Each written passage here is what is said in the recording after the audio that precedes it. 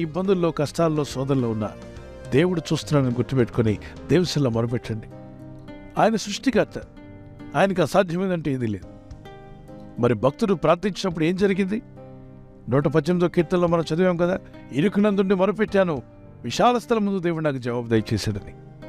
ప్రార్థన చేసుకుందాం. నా ఇరుకులో విశాలత కలుగు చేయవాడు ఆయనే అని చెప్పిన ఈ వాగ్దానం ఎత్తి ప్రార్థిస్తుండగా నీ ప్రజలకు గొప్ప సహాయం వచ్చునుగాక.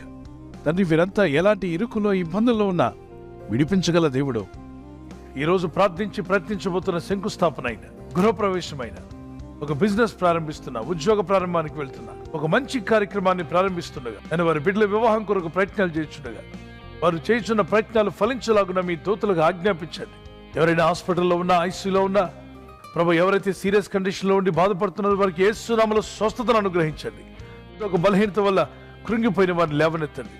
నీ గాయపడిన హస్తమును చాపి వారికి ఉన్న సకల రోగాల నుండి విడుదల ఇచ్చేయి. వారిని లేపి నడిపించడాన్ని సాక్షులుగా నిలబెట్టుకోండి. ఈ ఉదయకాలం ప్రతి రోగి యేసు నామములో స్వస్థత నొందునుగాక.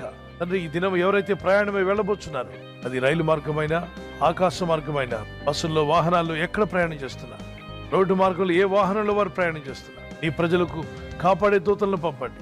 ఉదయం బయలుదేరి సాయంకాలం ఇంటికి